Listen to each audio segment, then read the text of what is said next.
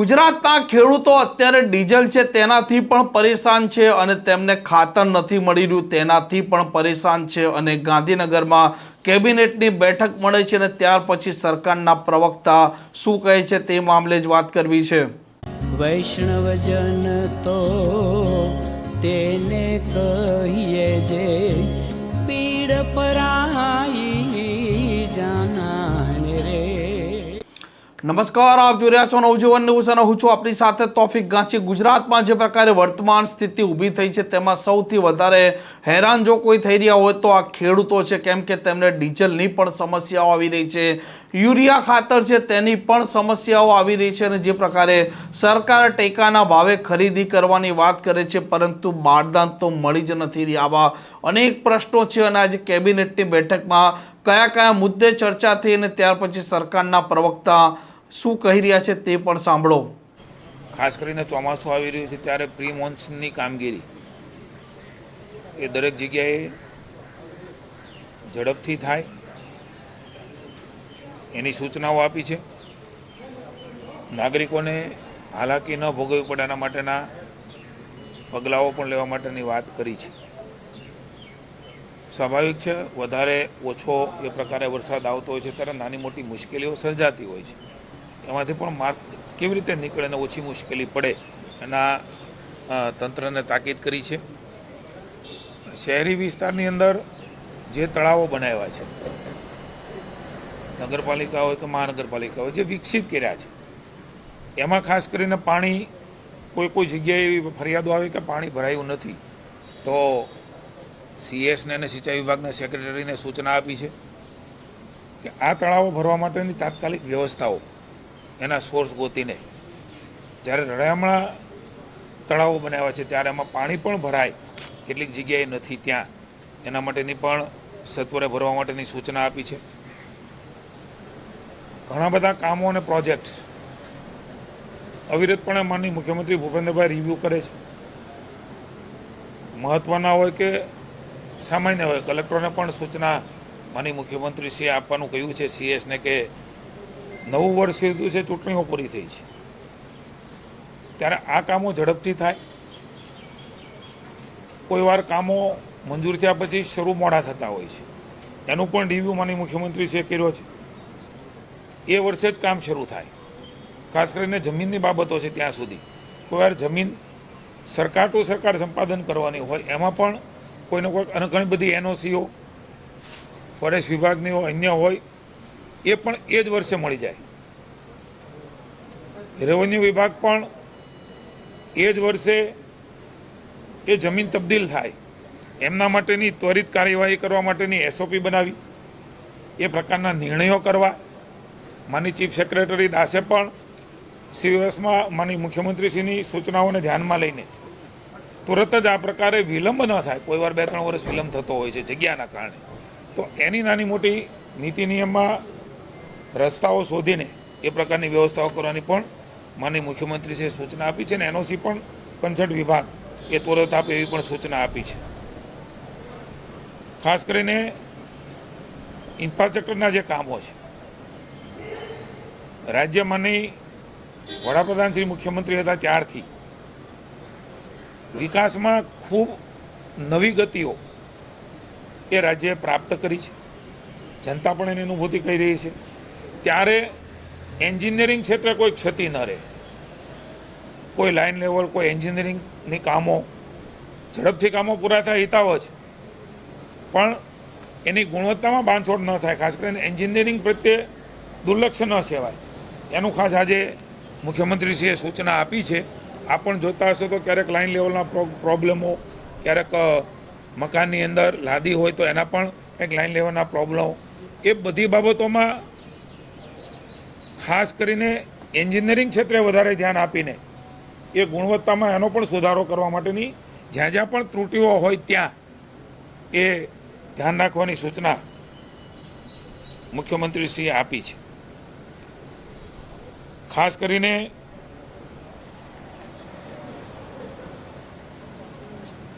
નગરપાલિકામાં વૃક્ષારોપણ કરવું હોય તો એની વ્યવસ્થાઓ નથી હોય તો તેના માટેની પણ ફંડની વ્યવસ્થાઓ કરવા માટે થઈને શહેરી વિકાસ વિભાગને એ સૂચનાઓ આપી છે. સ્વચ્છતા માટે થઈને પણ ગ્રામ પંચાયત, તાલુકા, જિલ્લા પંચાયતમાં હેડ નથી હોતું. ખાસ એક મહત્વનો નિર્ણય માનીય વડાપ્રધાનશ્રીનો, મોદી સાહેબનો આગ્રહ સ્વચ્છતા હી સેવાનો છે, ત્યારે આ સ્વચ્છતા માટે થઈને અલગ હેડ ઊભું કરવું પડે તો એ હેડ ઊભું કરીને પણ ગ્રામ્ય કક્ષાએ પણ સ્વચ્છતા થાય એ માટેની સૂચનાઓ માનીય મુખ્યમંત્રીશ્રીએ કન્સલ્ટ મંત્રીશ્રી પંચાયત આદરણીય ઋષિભાઈ પટેલ અને ચીફ સેક્રેટરી અને પંચાયત સેક્રેટરીને આપી છે.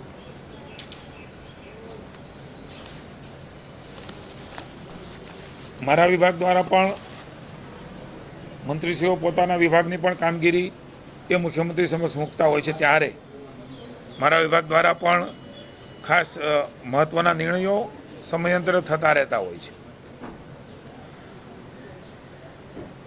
પાક સંગ્રહ સ્ટ્રક્ચર એ 1 લાખ રૂપિયાની સહાય 300 ચોરસ ફૂટ સુધી આપતા હતા, એને મંજૂરી મળી ગઈ છે.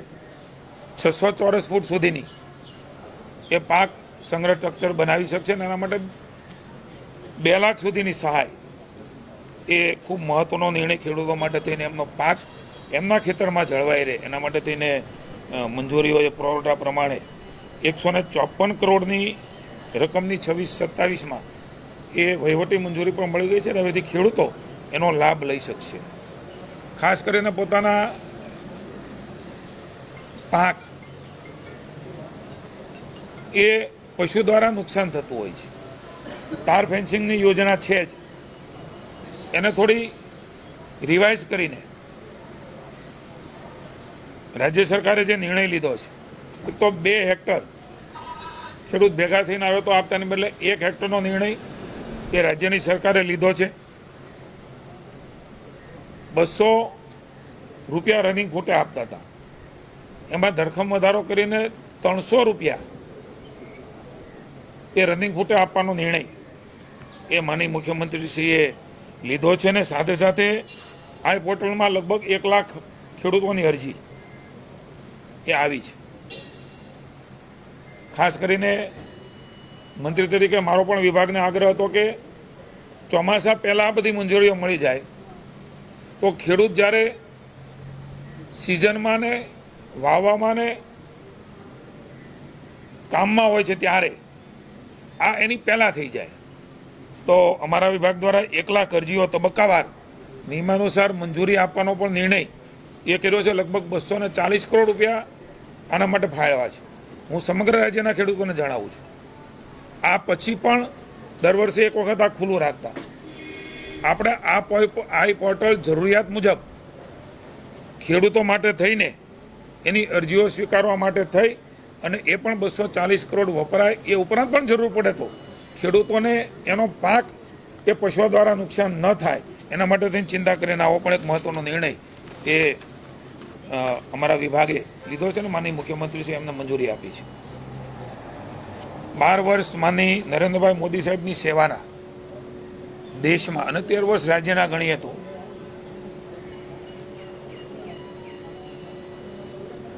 સેવાહી સંગઠનને સેવાહી સરકારના ભાવ સાથે માનીય ભૂપેન્દ્રભાઈના નેતૃત્વની સરકાર કામ કરી રહી છે.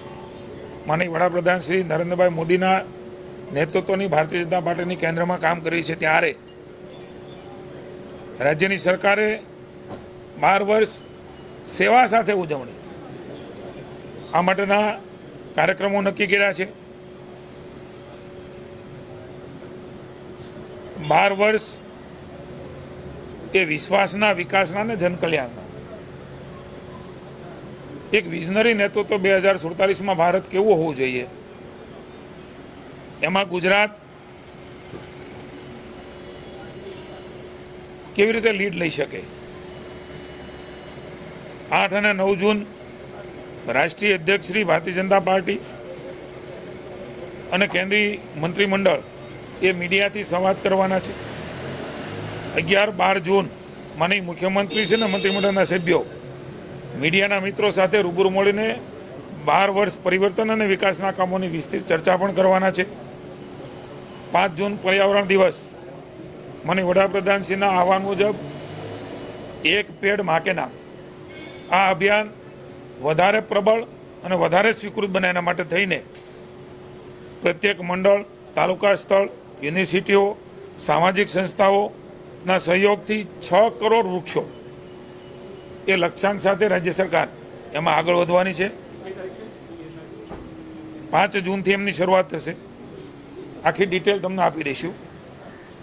8 થી 14 જૂન દરમિયાન પ્લાસ્ટિક વેસ્ટ મેનેજમેન્ટ પર વિશેષ ભાર મૂકીને ગ્રામીણ અને શહેરી વિસ્તારમાં સફાઈ ઝુંબેશ એ પણ કરવામાં આવશે.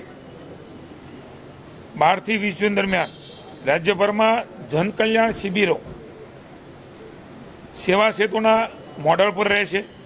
આયુષ્માન ભારત, પીએમ સૂર્યઘર યોજના, લખપતિ દીદી, પીએમ સ્વનિધિ યોજના સ્થળ પર જ રજીસ્ટ્રેશન કરીને એમનું માર્ગદર્શન આપવામાં આવશે.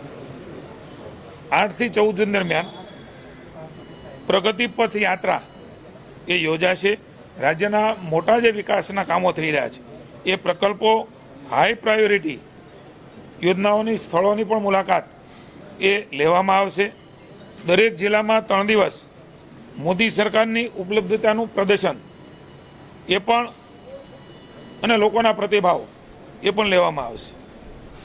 આ અભિયાન હેઠળ પ્રબુદ્ધ વર્ગ, ડૉક્ટરો, એન્જિનિયરો, શિક્ષિત વર્ગ, સોશિયલ મીડિયા ઇન્ફ્લુએન્સ, તમામ પ્રકારના વર્ગો, આદિવાસી, એસટી, ઓબીસી, ખેડૂતો, યુવાનો, આ બધાને પણ બેઠકો અલગ અલગ પ્રકારે કરીને એક જનજાગૃતિના કામમાં એક વૈચારિક વાતો ઉપલબ્ધ થાય માટે થઈને બેઠકો કરવામાં આવશે. ખાસ કરીને મોદી સાહેબે પ્રાકૃતિક કૃષિ વિશેષ ભાર આપ્યો છે. માનનીય મુખ્યમંત્રી ભૂપેન્દ્રભાઈ અને હર્ષભાઈના નેતૃત્વમાં મિશન મોડ ઉપર રાજ્યપાલશ્રીના માર્ગદર્શન નીચે મહામહિમ દેવવ્રતજીના માર્ગદર્શન નીચે રાજ્યમાં અને દેશમાં કામ થઈ રહ્યું છે.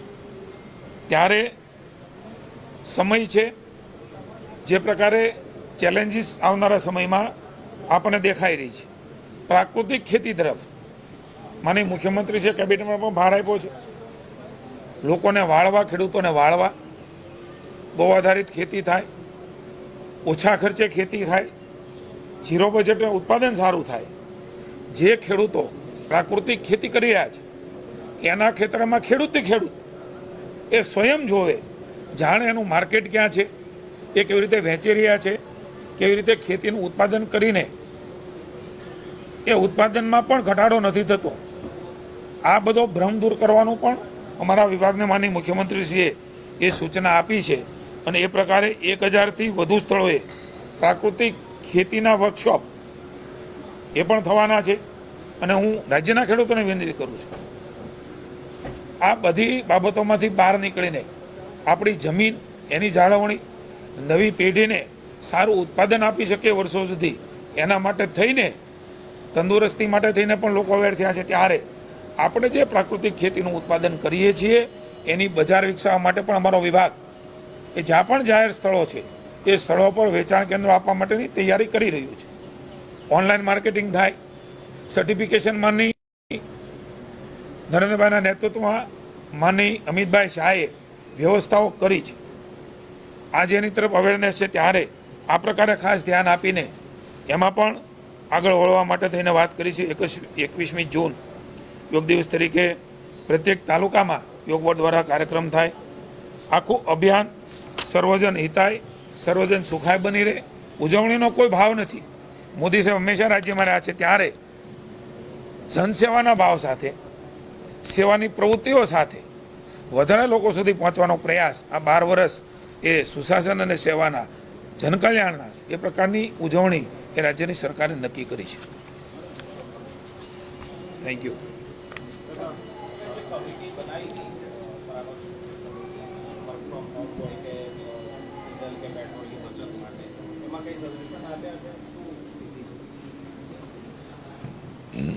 માનનીય મુખ્યમંત્રીશ્રીએ અગાઉ વાત કરી છે, મેં પણ કરી છે. કોઈ પણ જગ્યાએ જ્યાં જરૂર જણાય ત્યાં વર્ક ફ્રોમ હોમની અત્યારે કોઈ ચર્ચા કે વાત છે નહીં. પરિસ્થિતિ પ્રમાણે મોનિટરિંગ કરીને જ્યાં જેવી જરૂર છે ત્યાં પુરવઠો પણ ઉપલબ્ધ કરવા માટેની સૂચનાઓ અવિરતપણે શરૂ છે. આજે આપણે જાણીએ છીએ કે એમાં ઘણો બધો સુધારો થયો છે. કેન્દ્ર સરકાર પણ ચિંતિત છે. તમામ વિભાગોને મુખ્યમંત્રીશ્રીએ પોતાના વિભાગમાં શું શું થઈ શકે, સ્થાયી નિર્ણયો શું હોઈ શકે, જેનાથી ખર્ચ પણ બચે, જનતાના હિતના નિર્ણયોને કામ પણ થાય, ટેમ્પરરી પરિસ્થિતિમાં શું થઈ શકે, એ તમામ વિભાગો પોતપોતાની રીતે, કોઈ આડંબર નહીં, કોઈ દેખાવો નહીં, કોઈ પ્રદર્શન નહીં, જે વાસ્તવિક છે આ વાસ્તવિકતા ઉપર દરેક વિભાગો કામ કરે એવી સૂચનાઓ આપી છે.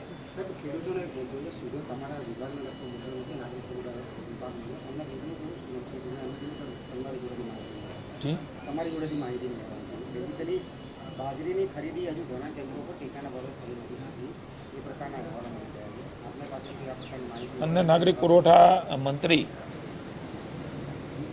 એ આજે કેબિનેટમાં વાત કરી છે. આવનારા સમયમાં એમની પણ ખરીદી એ શરૂ થવાની છે. રજિસ્ટ્રેશન થઈ ગયું છે, રજિસ્ટ્રેશન થઈ ગયું છે.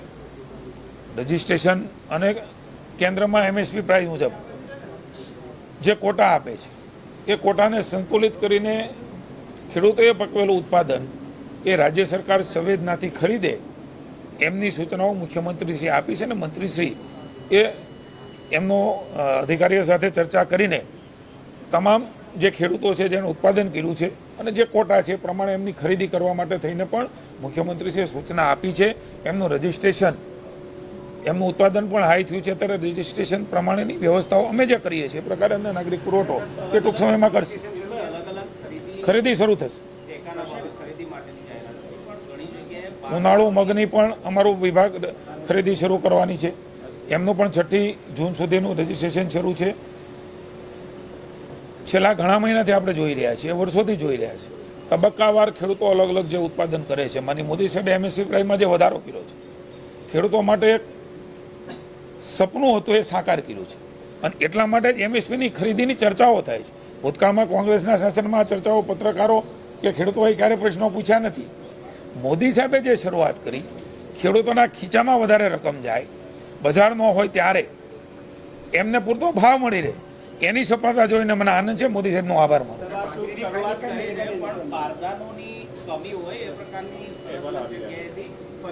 ભૂતકાળમાં આપે ધ્યાન દોર્યું હતું, મેં વાત કરી હતી, એ વખતે બારદાનોની મુશ્કેલી હતી. કોઈને કામ આપ્યું હતું એ પહોંચી નથી, નવું ટેન્ડર પાસ થઈને એ બારદાનો કેન્દ્ર સરકારે પણ ખરીદવાની છૂટ આપી છે ને કેન્દ્ર સરકાર પણ તબક્કાવાર આ બારદાનો આપે છે. અગાઉ ફરિયાદો ચોક્કસ હતી, પણ આજે એ ફરિયાદો લગભગ પૂરી થઈ છે અને ભવિષ્યમાં પણ સરળતાથી બારદાનો પ્રાપ્ત થઈ ગયા છે. મારા સુધી પણ ખેડૂતોએ વાત કરી હતી, પણ આજે એ પ્રશ્ન મને એવું લાગે છે કે પૂરો થયો છે, છતાં પણ જ્યાં જરૂર હશે ત્યાં બારદાનની હવે કોઈ તકલીફો નથી, બારદાનો મળી રહ્યા છે. Thank you. હું વિભાગ હારે વાત કરીને મુખ્યમંત્રીશ્રીએ સૂચના આપી છે, ખૂબ ઝડપથી એમની ખરીદી શરૂ થશે. Thank you.